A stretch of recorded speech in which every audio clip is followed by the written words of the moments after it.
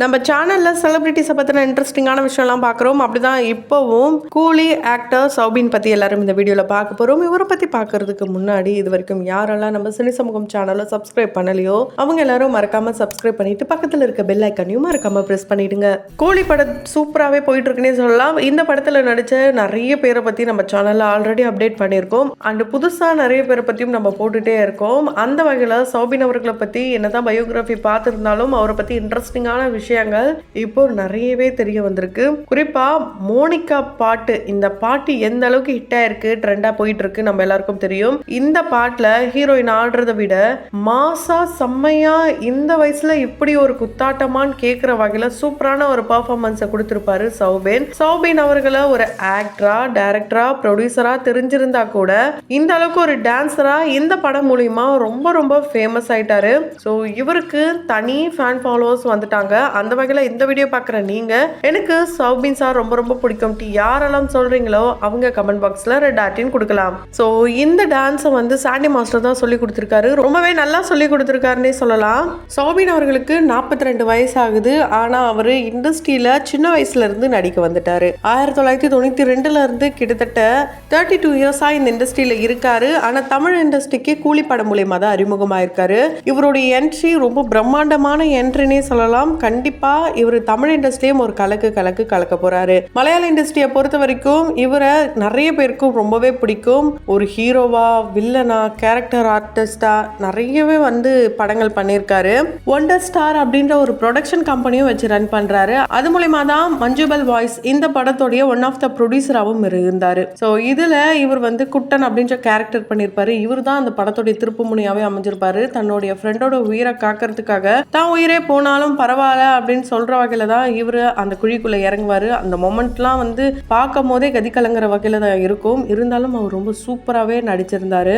மோகன்லால் அவர்கள் நீ நடிக்க வேணாம் போ அப்படின்னு சொன்னா கூட இல்ல நான் நடிப்பேன், நான் படிச்சுக்கிட்டே நடிப்பேன் அப்படின்னு சொல்லி மோகன்லால் அவர்களுக்கே சவால் விட்டு தான் இவர் நடிக்க வந்தாருன்னே சொல்லலாம். அந்த வகையில அவருடைய படத்திலேயே 1992 வியட்நாம் காலனி அப்படின்ற படத்துல சைல்டு ஆர்டிஸ்டா நடிச்சாரு. அதை தொடர்ந்து ஒரு சில படங்கள்லாம் இவர் நடிச்சிருந்தாலும் அந்த அளவுக்கு இவருக்கு வரவேற்பு கிடைக்கல.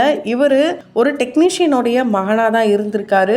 அவங்க அப்பாவும் சொல்லிட்டாரு, ஓகே நீ படிச்சு முடிச்சுட்டு என்ன வேணாலும் பண்ணுன்னு சொன்னாராம். அதுக்கப்புறம் தான் இவர் படிப்பையும் பார்த்துட்டு இன்னொரு பக்கம் ஏடியாவும் ஒர்க் பண்ணியிருக்காரு. ஏடியா ஒரு சில படங்கள்ல பண்ணிக்கிட்டே இருக்கும் போது இவருக்கு திருப்பு முனையா அமைஞ்ச படம் தான் 2013 வெளியான அன்னையும் ரசூலும். ஸோ இந்த படத்தில் இவருக்குன்னு ஒரு தனி ரோலே கொடுத்துருப்பாங்க. பொலின் அப்படின்ற ஒரு ரோல் தான் இவர் எடுத்து நடிச்சிருப்பாரு. அதில் ஆங்கிலோ இந்தியன் ரோல் தான் எடுத்து நடிச்சிருப்பாரு. இந்த படம் இவருக்கு நினைச்சதை விட வெற்றியை தேடி தந்ததுன்னே சொல்லலாம். இதுக்கப்புறம் இவர் டைரக்ஷன்லையும் களத்தில் இறங்கிட்டாரு. அந்த வகையில் பரவா அப்படின்ற படத்தில் இவர் டைரக்ஷன்லையும் ரொம்ப சூப்பராகவே பண்ணியிருப்பாரு. பிரேமம் படம் பிடிக்காதவங்க யாருமே இருக்க முடியாது. ஆனால் அந்த அளவுக்கு அந்த படத்தோட இம்பாக்ட் இப்போ வரைக்கும் இருக்கு. அது மூலயமா தான் சாய் பல்லவி ரொம்ப ரொம்ப ஃபேமஸ் ஆனாங்க.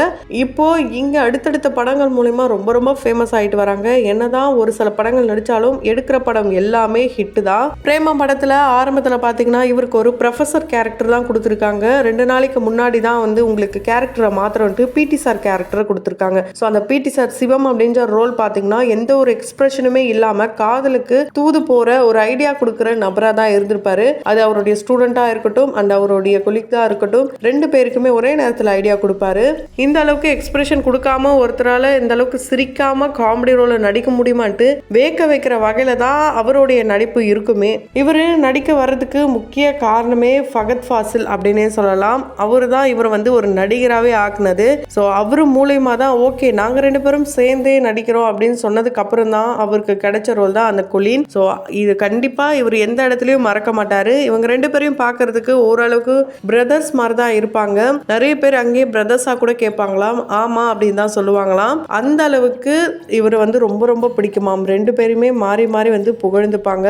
இவர் மஞ்சுபல் பாய்ஸ்ல தான் குட்டன் கேரக்டர் பண்ணாருன்னு பார்த்தா 2015 சுனி குட்டன் அப்படின்ற ரோல் பண்ணியிருக்காரு. எங்கன்னா அதே நிறைய பேருக்கு ரொம்பவே பிடிச்ச படம். பர்சனலா எனக்கும் இந்த படம் ரொம்ப பிடிக்கும். அது எந்த படம்னா துல்கர் அவர்களுடைய சார்லே. இந்த படத்தை என்னதான் இங்க ரீமேக் பண்ணியிருந்தாலும் அதுல மாதவன் அவர்கள் நடிச்சிருந்தாலும் இந்த படம் மாதிரி வரல அப்படின்னு தான் வந்து நிறைய பேர் வந்து கமெண்ட் பண்ணியிருப்பாங்க. பண்ணியிருப்பாங்க. ஸோ இதோடைய அந்த தேடலாக இருக்கட்டும், பாடலாக இருக்கட்டும், எல்லாமே ஹிட்டாக இருக்கும். இதில் திருடனா வரவர் தான் இந்த குட்டன் கேரக்டர். ஸோ இந்த குட்டன் கேரக்டர் மூலயமா அங்கேயும் எல்லார் மனசுலையும் இடம் பிடிச்சாரு. அடுத்தடுத்து இவருக்கு வெற்றி படங்கள் அப்படின்னு தான் சொல்ல முடியும். அந்த வகையில் 2016 மகேஷின் டே பிரதிகாரம் அப்படின்ற படத்தில் ஒரு சின்ன ரோல் தான் பண்ணியிருப்பாரு. அந்த ரோலை அப்படியே இங்கே கருணாகரன் அவர்கள் பண்ணியிருப்பாரு. அது எந்த படம் பார்த்தீங்கன்னா உதயநிதி ஸ்டாலின் அவர்களுடைய வித்தியாசமான நடிப்பில் வெளியான நிமர். இந்த படம் தான் வந்து ரீமேக் பண்ணப்பட்டிருக்கு. ஸோ கண்டிப்பாக இந்த படமும் நல்ல ஒரு படம் தான். இதில் உதயநிதி ஸ்டாலின் அவர்கள் நான் வந்து வில்லன் அடிக்காமல் செருப்பு போட மாட்டேன் அப்படிலாம் சொல்லியிருப்பாரு. கடைசி அந்த வில்லன் தான் ஹீரோயினுடைய பிரதராகவே இருப்பார். இது வரைக்கும் இவர் நடித்த படத்தில் இவருக்குன்னு தனியாக பிஜிஎம் போடல. ஆனால் பீஷ்மா பருவம் அப்படின்ற படத்தில் இவருக்கு மாஸ் பிஜிஎம்ஐ கொடுத்துருக்காங்க. அதுக்கப்புறம் ரோமான்சம் இந்த படத்தில் ஃபுல் அண்ட் ஃபுல் த்ரில்லர் ஒரு காமெடியாக இருந்தாலும் இவருடைய காமெடி அல்டிமேட்டாகவே இருந்தது. இதை தொடர்ந்து திரும்பவும் ஃபகத் ஃபாசில் கூட சேர்ந்து கும்ளிங் நைட், அதுக்கப்புறம் ஆண்ட்ராய்ட் குஞ்சப்பன். ஸோ அதுதான் இங்கே கூகுள் குட்டப்பன் அப்படின்னு ரீமேக் பண்ணியிருப்பாங்க. ஸோ இப்படி தொடர்ந்து இவர் வெற்றி படங்களாக தான் மலையாளத்தில் கொடுத்துட்டு இருந்தாரு.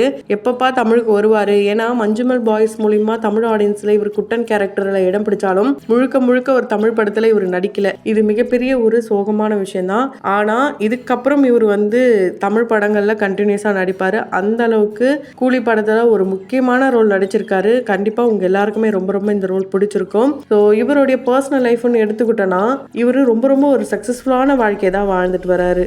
2017 தான் இவருக்கும் ஜெமியான்றவங்களுக்கும் திருமணம் நடக்குது. ஆனால் அதுக்கு முன்னாடி வரைக்கும் 2 பேரும் காதல் பண்ணிட்டு இருந்திருக்காங்க. அதுக்கப்புறம் திருமணம் நடக்குது. இவங்களுக்கு ஒரு மகன் இருக்காரு. ஆனால் இவங்க ஒரு மகளை தத்தெடுத்து வளர்க்குறாங்க. இது போலலாம் வந்து சில தகவலாக இருக்கு.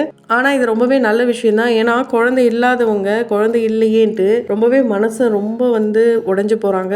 இதெல்லாம் தாண்டி நிறைய குழந்தைங்களுக்கு பெற்றோர்கள் இல்லை. அந்த மாதிரி குழந்தைகளை எடுத்து வளர்ப்பது அதுக்கு ஒரு உதாரணமாக இருக்கிறது ரொம்ப பெரிய விஷயம். அதனாலேயே இவரை வந்து டவுன் டு எர்த் பர்சன், ரொம்ப சிம்பிளிசிட்டி. அண்ட் இவங்களுடைய மனைவிக்கு பார்த்தீங்கன்னா தலைலாம் கூட வாரி விடுவார். அதை ரொம்ப ஜாலியாக இவரே அவரோட இன்ஸ்டா பேஜ்லாம் போஸ்ட் பண்ணுவார்.